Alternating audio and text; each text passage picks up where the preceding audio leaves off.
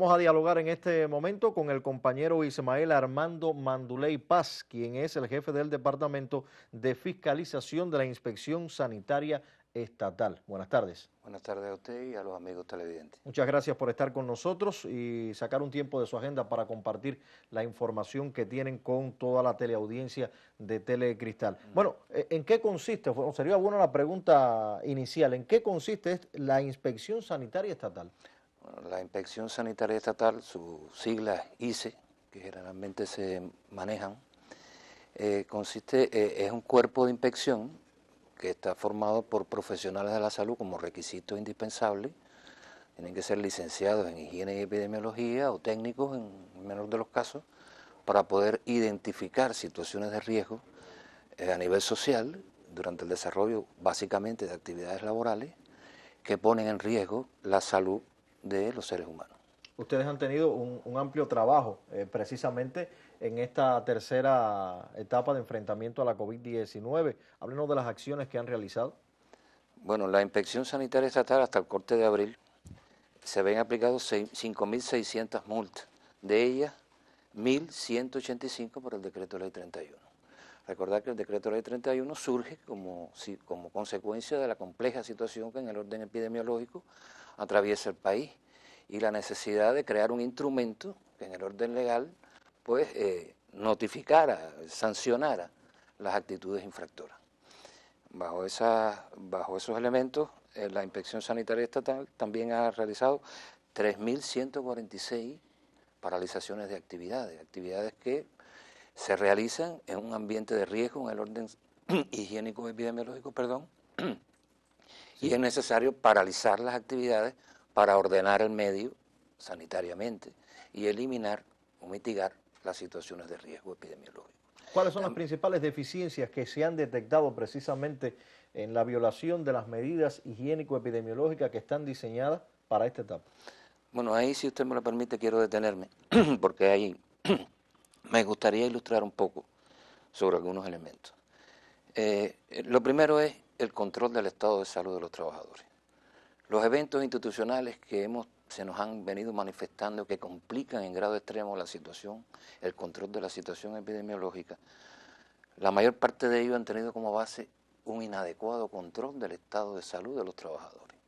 Una de las medidas que ha sido circulada y protocolizada es precisamente evitar la entrada de personas enfermas a los centros laborales.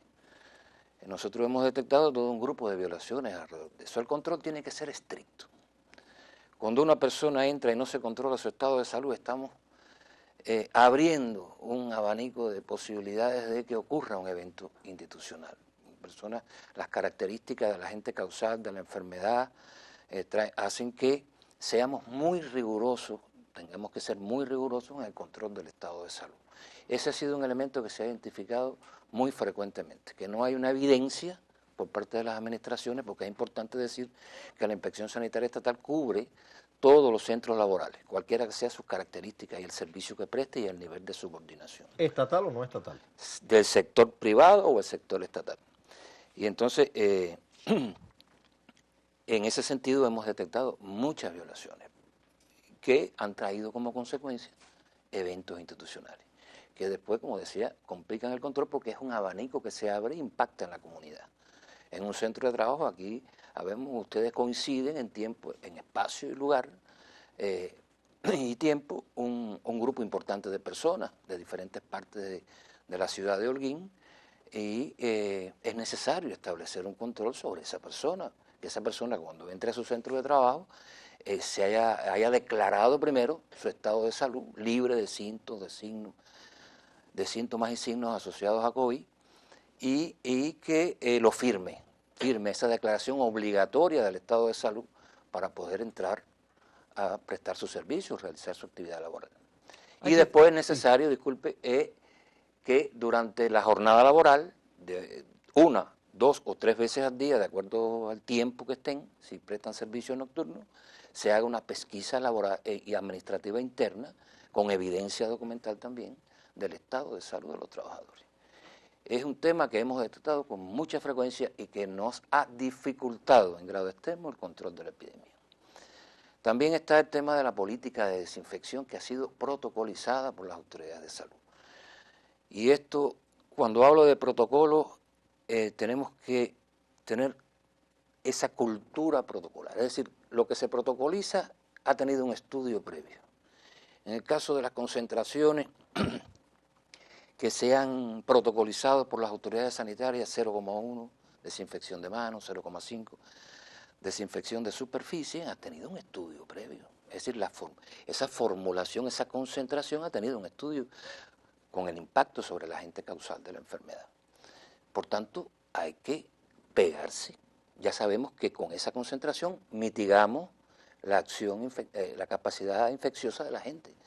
Y por tanto tenemos que cumplir con esa concentración. Es una indisciplina muy reiterada que no se cumple con las formulaciones adecuadas en la preparación de la solución. No basta con tener un nivel de cloro y un nivel de agua. Hay que saber cómo preparar la solución. Y eso está protocolizado y hay que tener disciplina a la hora de preparar las soluciones, demostrar su trazabilidad.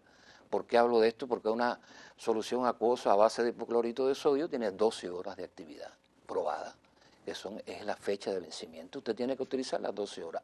Cuando terminaron las 12 horas hay que rotar esa solución, porque si no pierde actividad, la función que tiene deja de existir. Estamos utilizando algo que no cumple con la función básica de negativizar el agente causal de la enfermedad.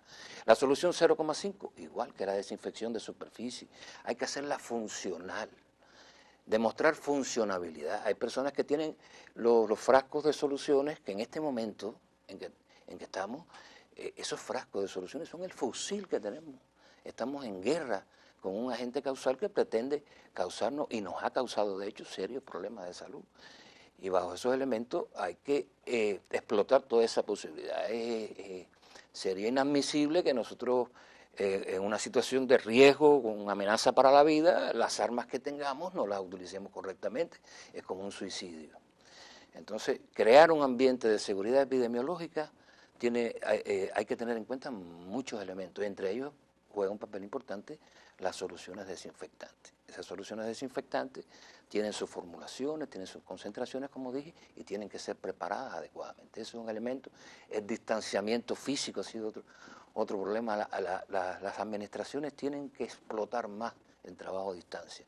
Hay que ser inteligente en ese sentido, dirigirlo correctamente en aquellas actividades que lo permitan, porque nosotros sabemos que hay actividades que por sus características es un poco complicado el trabajo a distancia, pero hay otras que no, y entonces en esas hemos detectado hacinamientos en locales que facilitan y crean las condiciones adecuadas para que la enfermedad se propague. Hay un tema importante también, usted hablaba ahorita de aglomeraciones. En el tema de las aglomeraciones creo que juega un papel importante también la administración del lugar que presta el servicio. Hay muchas veces que ordenando mejor el servicio, creando condiciones en el orden administrativo, se logra disminuir e impactar positivamente sobre la aglomeración del público. El ordenamiento, cómo vamos a prestar el servicio, de qué manera lo vamos a hacer, cómo lo vamos a llevar a efecto. Una estrategia. Una estrategia administrativa interna que permita impactar positivamente sobre la aglomeración de público. Ya hemos tenido experiencia en ese sentido y hay muchas acciones que pueden ser llevadas a cabo por las administraciones que no se están realizando. No podemos pensar que solamente las autoridades del orden público son las encargadas de resolver esos problemas. Internamente tenemos que saber que existen las posibilidades en el orden administrativo para eso. Y de hecho, en el decreto ley 31, en uno de sus incisos, describe el que provoque por su actividad aglomeraciones. Y entonces en eso vamos a ser exigentes también. Y de hecho lo estamos haciendo. Siempre continuo, siempre con profesionalidad. Creo que este es un tema que hay que llevarlo a tono, con un despacho, para que las personas informar. Hay veces que por X motivo la información no fluye. Y en ese tema de la información, yo quería también señalar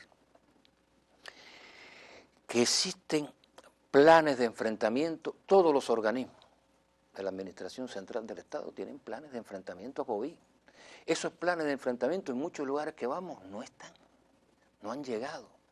Y es importante que los organismos, las administraciones, circulen. Esas son herramientas de trabajo. Cada violación que se detecta, si se ha circulado correctamente y se ha llevado y se ha utilizado el protocolo que está establecido por su propio organismo, no tendría razón de ser. Pero o se apartan o no se circulan oportunamente. Y eso trae como consecuencia que haya una desestimación del tema. Bueno, licenciado, usted ha tocado temas importantes y creo que sirve también para los directivos y los trabajadores que están viendo nuestro programa de protocolos que no se pueden violar y que la inspección sanitaria se va a mantener constante, haciendo recorridos sorpresas para detectar cualquier tipo de violación y todo en función de la salud de los trabajadores. Nosotros hacemos una pausa, seguimos en nuestra revista especial.